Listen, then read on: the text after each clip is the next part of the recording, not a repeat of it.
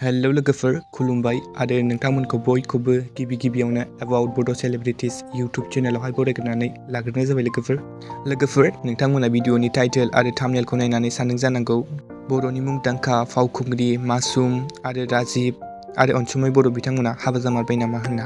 स' लोगोफोर बिदि जेबो नङा, बिथांमोननि गोदान मोनसे आबुं बर' सावथुन फैगासिनो। सावथुननि मुङा मा आरो बेयाव जों सोरखौ फाव खालामनाय नुनो मोनगोन स' मिन्थिनो थाखाय नोंथांमोना भिडिअखौ जोबजासिम नायलांदो लोगोफोर। ओमफ्राय लोगोफोर बे फैनो गोनां सावथुननि जा एसे डिटेल्स कालेक्ट खालामनानै मोनदोंमोन आं नोंथांमोनजों बेखौल' शेयार खालामगोन। स' लोगोफोर बे फैनो गोनां बर'नि आबुं सावथुननि मुङानो जादों थैनि गाब।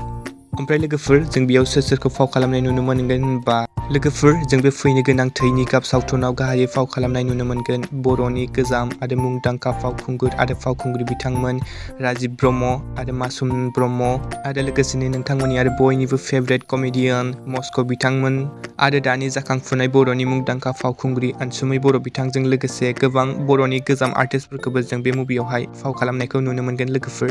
ओमफ्राय लोगोफोर नोंथांमोना बे मुभिखौ नायनो थाखाय दानिफ्रायनो बेसेबां एक्साइटेड जानानै दं कमेन्ट्सआव खोन्थाहरब्लानो जाबाय आरो नायनो थाखाय एसे नेनानै थादो लोगोफोर। स' लोगोफोर बे फैनो गोनां बर'नि आबुं सावथुन थैनि गाब सावथुननि माखासे डिटेल्स एबा आपडेट्सफोरखौ मोनोबा आं नोंथांमोनजों उनावहाय शेयार खालामफिनगोन। स' लोगोफोर दिनैनि सर्ट आपडेटआ बेनोमोन। नोंथांमोना भिडिअखौ नायनानै मोजां मोनोब्ला लाइक खालामबानो जाबाय आरो सोरबाफोर चेनेलाव गोदानै फैदोंब्ला साबस्क्राइब खालामना होबानो जाबाय। स' गोजोन्थों एन्ड थेंक्स फर वाचिं।